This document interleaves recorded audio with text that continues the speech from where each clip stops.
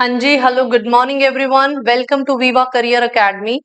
देखिए, last class में हमने एक्टिव पैसिव से रिलेटेड आपको एक चार्ट बनवाया था और ये क्लास उन्हीं बच्चों को समझ आएगी। इससे पहले आपको प्रीवियस क्लास एक बार देखनी पड़ेगी, जिसके अंदर आपको समझाया गया कि कैसे टेंस के अकॉर्डिंग हम एक्टिव से पैसिव बनाते हैं और किस तरीके से वो सारे फॉर्मूले आपको उस क्लास के अंदर बताए गए थे।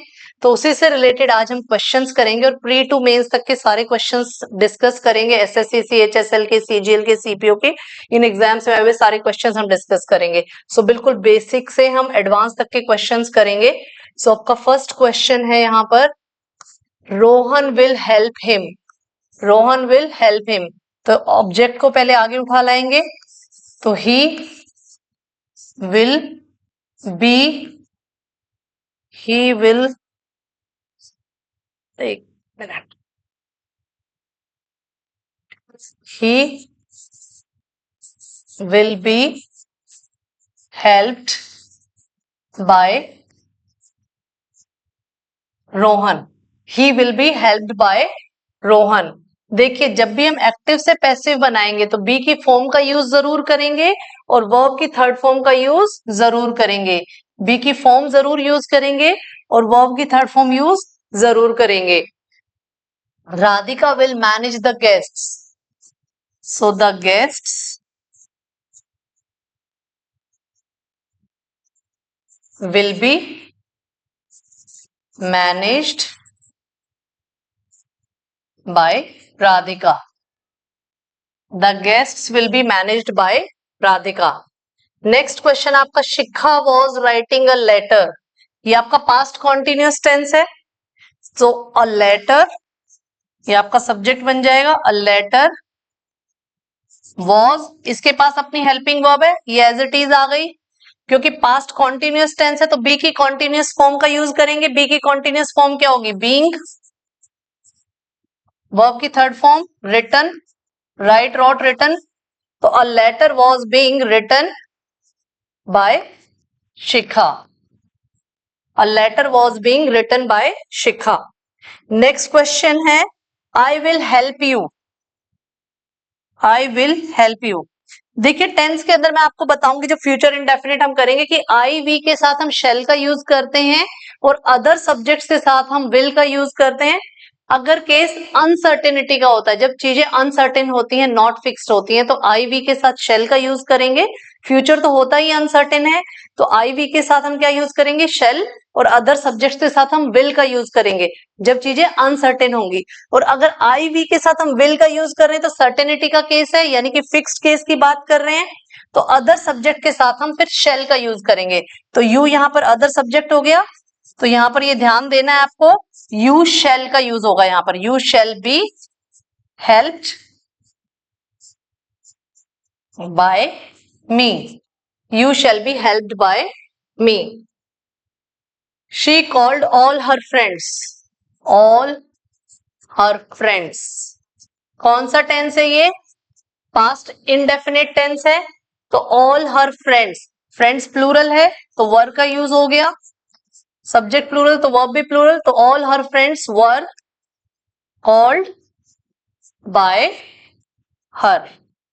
All her friends were called by her. Be की फॉर्म का यूज जरूर करेंगे, वर्ब की थर्ड फॉर्म का यूज जरूर करेंगे।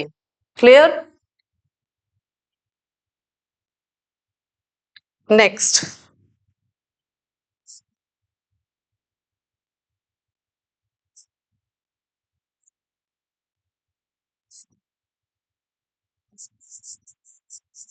Mohini is reading the hard times. Mohini is reading the hard times. Second question है, she was watching tennis. She was watching tennis. Third question है आपका, Mohan has carried out the orders.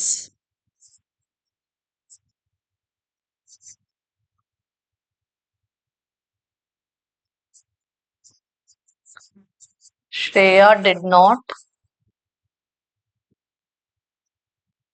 allow the driver.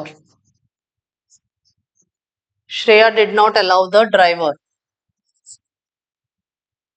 She could answer. She could answer every riddle. She could answer every riddle.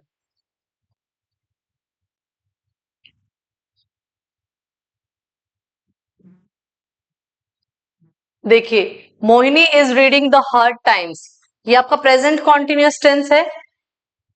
तो the hard times, the hard times, इसके पास अपनी helping verb है. जैसा कि मैंने noun की क्लास में आपको बताया था, अगर हम नेम ऑफ बुक्स की बात करते हैं, नेम ऑफ ऑर्गेनाइजेशन की बात करते हैं, नेम ऑफ स्पोर्ट्स की बात करते हैं, तो उसको सिंगुलर कंसिडर करेंगे, और सिंगुलर कंसिडर करेंगे तो आगे आने वाला वर्ब भी सिंगुलर ही आएगा. तो the hard times is continuous tense है, तो बी की कॉन्टिन्यूअस फॉर्म का यूज करेंगे. बीइंग, वर्ब की third form, is being read by Mohini. So the hard times is being read by Mohini. She was watching tennis. Past continuous tense है.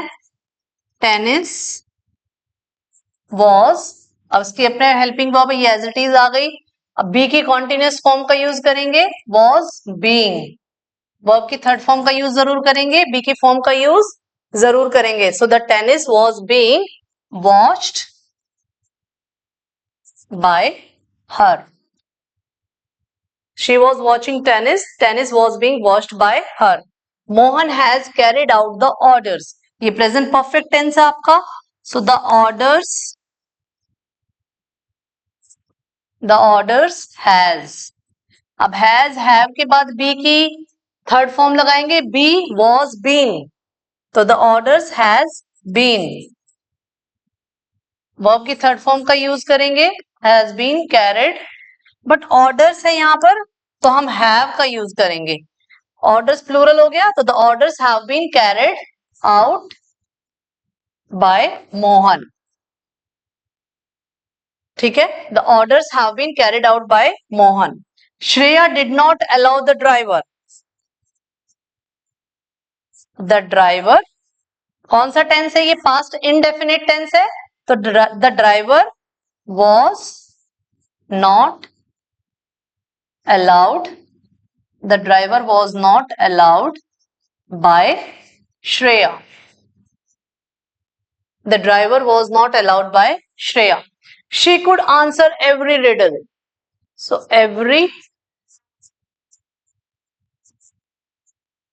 riddle could be. Be की form का use जरूर करेंगे. Verb की third form का use जरूर करेंगे. So every riddle could be answered by her. Every riddle could be answered by her. Clear? यहां तक समझ आया आपको?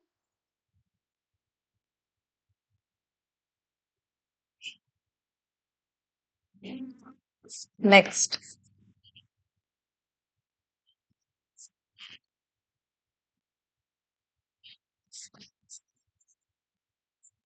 He will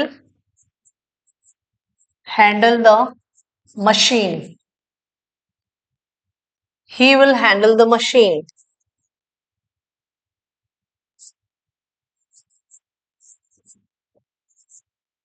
They will stand by us.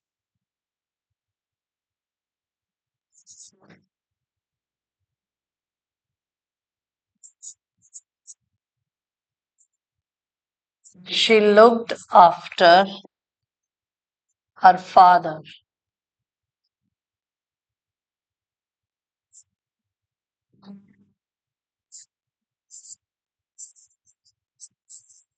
The thief was arrested.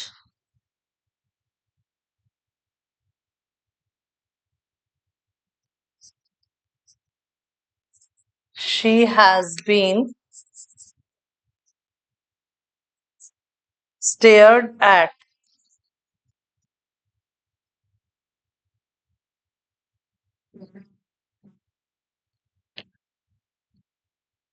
देखिए he will handle the machine. he के साथ will का use हुआ है, अदर सब्जेक्ट के साथ will का यूज है, मशीन भी अदर सब्जेक्ट ही है, तो इसका एक्टिव से पैसिव बनाना है. द मशीन विल बी, क्योंकि अदर सब्जेक्ट के साथ विल का यूज है, तो मशीन भी अदर सब्जेक्ट है तो इसके साथ भी विल का ही यूज होगा. तो the machine will be handled by him. The machine will be handled by him. They will stared by us. अब दे अदर सब्जेक्ट है, अदर सब्जेक्ट के साथ विल का यूज है.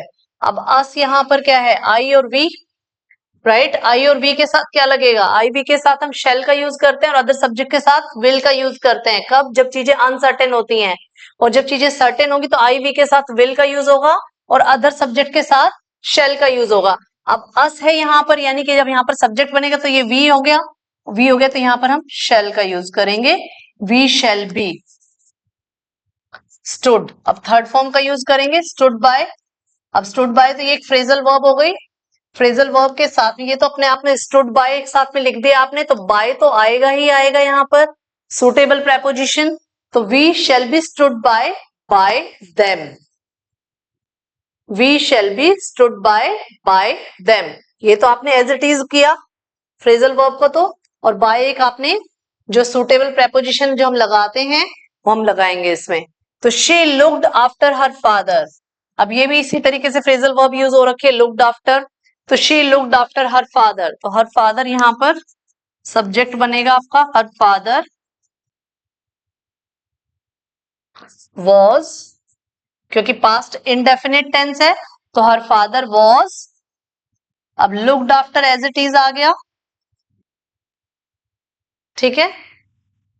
She looked after her father was looked after.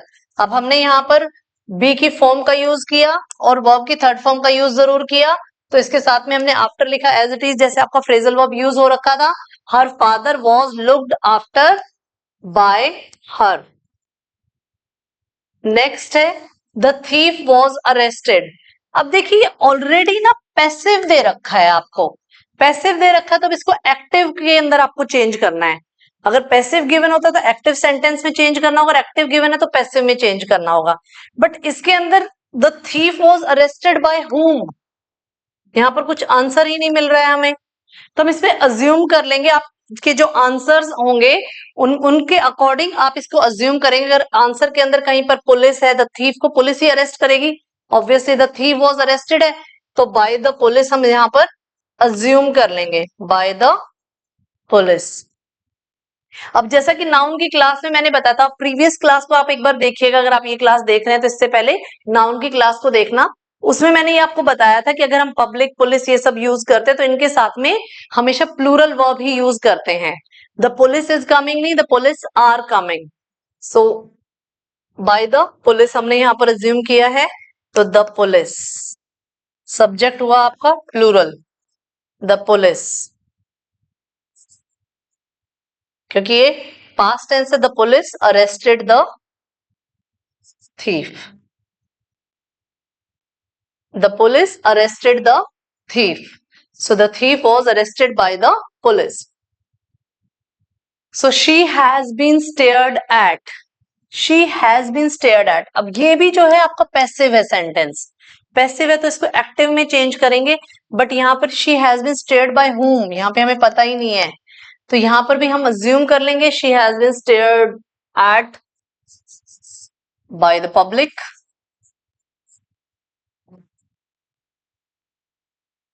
तो public, police, इनके साथ में हम प्लूरल वर्ब का यूज करेंगे. द पब्लिक, पब्लिक यहाँ पे सब्जेक्ट बन गया. द पब्लिक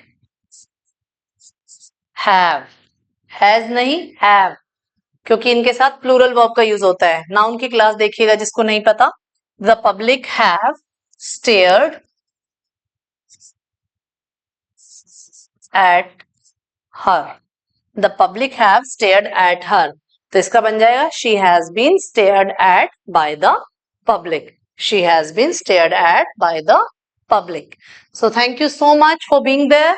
और जिसको आगे की क्लासेस और चाहिए इससे रिलेटेड मेंस तक के क्वेश्चंस करने तो प्लीज चैनल को सब्सक्राइब कर लेना, लाइक कर देना, शेयर कर देना अपने दोस्तों में. Thank you so much for being with विवा करियर एकेडमी.